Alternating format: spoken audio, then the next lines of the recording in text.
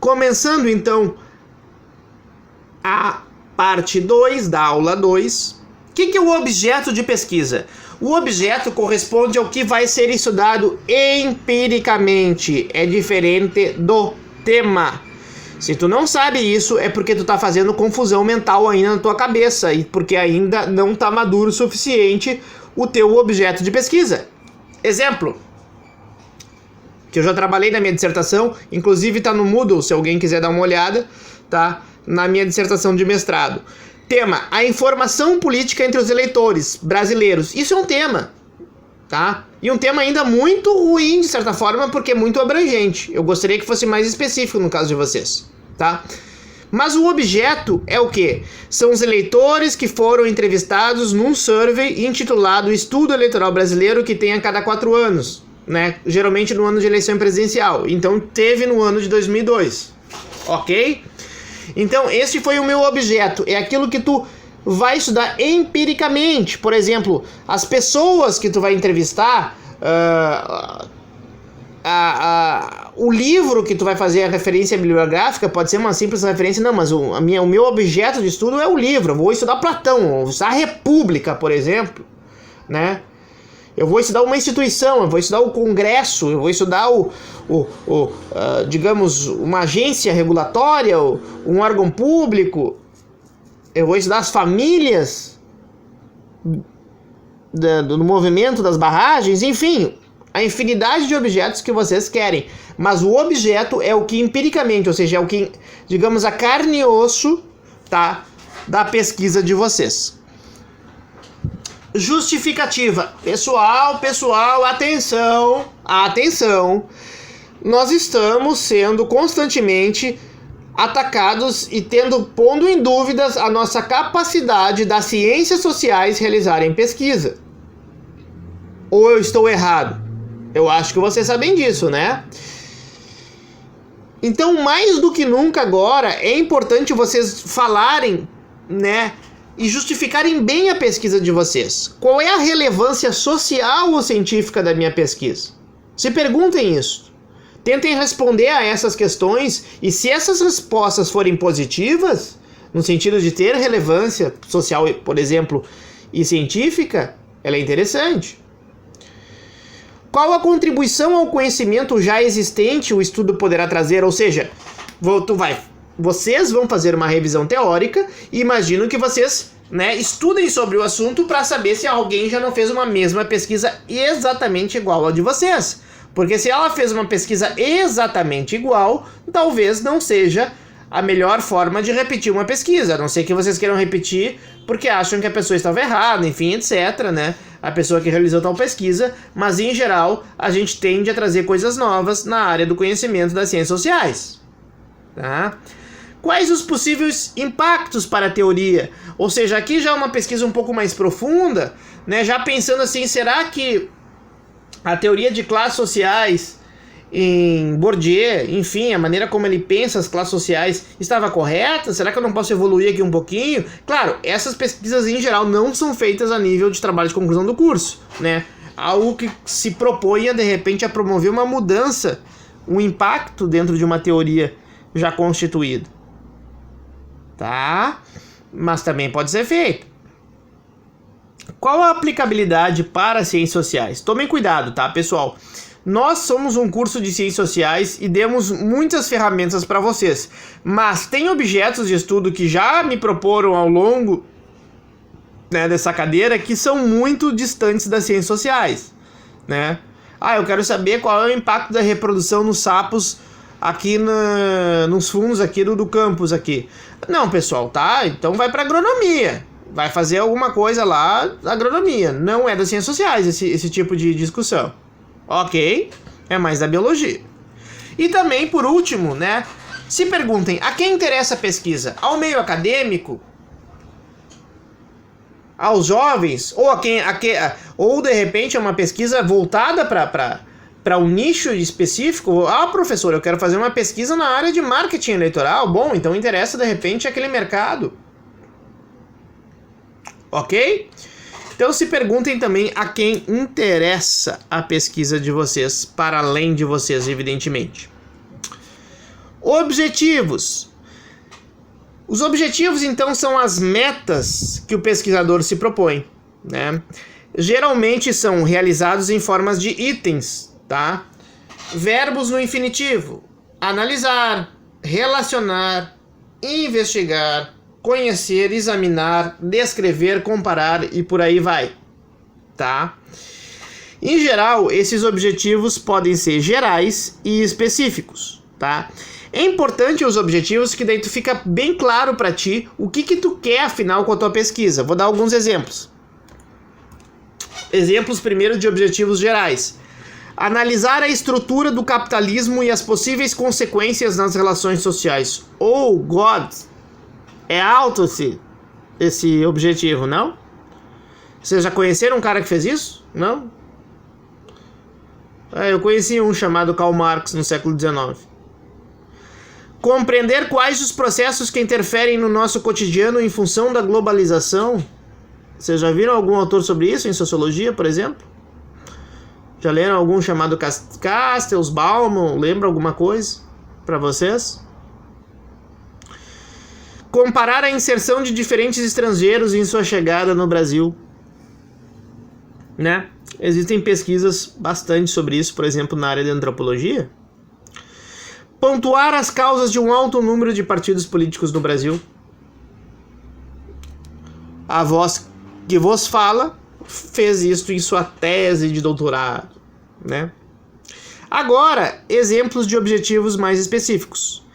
Avaliar a carga horária dos trabalhadores do comércio na AMAL. Vejam, vou voltar ali um pouquinho, me permitam, tá? Que quando tu faz um objetivo geral deste, tu analisa a estrutura do capitalismo e as possíveis consequências nas relações sociais, tu consegue, a partir disso, tirar objetivos mais específicos como este, né? De avaliar a carga horária dos trabalhadores no comércio aqui do Norte Gaúcho. Por quê? Vejam bem, quando Marx se propõe isso em O Capital, e eu não sei se vocês leram O Capital, ele tem capítulos onde ele faz essa avaliação de carga horária, de condições de trabalho, ele mostra com vários e vários dados, tá? Eu não me lembro especificamente em qual capítulo de qual volume tá do Capital, mas ele faz isto, né? E ele se propôs, evidentemente, a analisar a estrutura do capitalismo, como vocês viram ali e como eu tinha falado, né? Descrever o quanto o jovem ocupa em seu tempo diário com as redes sociais. Lembre-se da pergunta geral, os processos que interferem com a globalização, embora eu não vincule necessariamente a globalização essencialmente com internet, mas está relacionada com redes sociais, enfim, etc. Essa aproximação, né, esse mundo líquido. Vocês leram um autor que fala sobre isso, evidentemente, tá? Investigar qual o principal mercado de trabalho entre os haitianos e senegaleses que já vieram à nossa cidade de Erechim, né, ajudando e contribuindo para o desenvolvimento da nossa cidade, tá? Eu, por exemplo, né, mensurar o quanto as leis eleitorais determinam o número de partidos políticos. Bah, professor, que coisa chata, só tu mesmo para ter feito isso. Eu faço isso mesmo, sou maluco. Então, pessoal, agora eu gostaria que vocês resolvessem então um exercício de 5 minutos, tá? Pausem o vídeo, façam esse exercício de 5 minutos, que é justamente tentar criar objetivos, sejam gerais, sejam específicos para vocês, ok? Então, depois de vocês terem feito o exercício, agora nós vamos falar um pouquinho de novo sobre as hipóteses, tá, pessoal? Se porventura vocês tiverem, nem sempre é necessário. Eu espero que vocês tenham feito o exercício dos objetivos, tá? Deus tá vendo se vocês fizeram ou não. Pode cair a internet de vocês a qualquer momento se vocês não tiverem feito o exercício que o professor pediu. É castigo divino. Então, pessoal, as hipóteses, o que elas são? São respostas provisórias às nossas perguntas, tá? Elas devem ser plausíveis e podem ser... Elas devem, aliás, não podem, verificáveis. Vocês estudaram lá em epistemologia das ciências sociais, alguns autores, entre eles alguém chamado Karl Popper, não? O que o Popper dizia? Que nós devemos tentar falsear as hipóteses e não comprová-las. Como assim, professor? Faça uma pergunta, vou mostrar um modelo de hipótese. E se tu conseguires testar essa hipótese e ela se manter, aí é que tu pode aceitar essa hipótese e promover o conhecimento. Mas, professor, e se eu não aceitar a hipótese? Lembre-se da aula passada, eu disse, também promove conhecimento, porque tu mostra que aquele caminho realizado não deve ser mais feito, né, por outros pesquisadores. Tá, pessoal? Então não tem nenhum problema em, digamos assim, tu acabar por não aceitar a tua hipótese. Existem hipóteses gerais, tá? Como exemplo aqui, ó. As formas tradicionais de representatividade diminuem perspectivas de participação política entre os jovens. Teve gente que já quis trabalhar com isso, né? Em TCC 1, já teve. Hipóteses específicas. Eu não sei se alguém de vocês, eu não sei se nenhuma pesquisa não é similar a esta. Me perdoem, tá? Porque eu não lembro exatamente, e isso eu sinto falta do contato com vocês, mas me parece que tem uma questão de participação política que envolve, tá, alguns alunos aí que estão assistindo esse vídeo.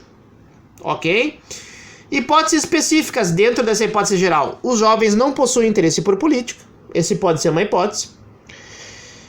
Quanto mais jovem for um eleitor, por exemplo, menos de 18 anos, maior a manifestação política em redes sociais. Tá? Isso pode ser outra hipótese. Eu acho que ela era mais verdadeira por até um certo tempo. Acredito que não seja tão verdadeira agora. Mas eu acredito não significa que é verdade. Nenhuma das duas hipóteses eu não trabalho exatamente com isto, tá? Então, vocês vão ter que verificar se querem fazer uma pesquisa sobre isso. E daria uma pesquisa muito legal, pessoal, tá? Porque muitas vezes se fala sobre juventude e política, só que muitas vezes a gente não consegue enxergar, digamos assim, a linguagem dos jovens. Será que, de repente, a participação política tradicional não está morta entre os jovens? É uma pergunta que eu faço para vocês. Olha quanta pesquisa legal eu tô dando ideia para vocês fazerem, viu? Aposto que é melhor que a de vocês. Brincadeira, pessoal. Né? Eu estou puxando aqui a brecha para a ciência política. Mas tem várias perguntas também que as outras áreas vão contribuir bastante. Agora, se vocês querem dar uma pausa e se propuser a fazer uma hipótese, de novo, recomendo pausar o vídeo e fazer uma hipótese. Ok, pessoal? Então, referencial teórico. Embora alguns façam uma diferenciação entre referencial teórico e revisão bibliográfica, fica no mesmo tópico, ok? Porque eu não acredito que necessite essa diferenciação.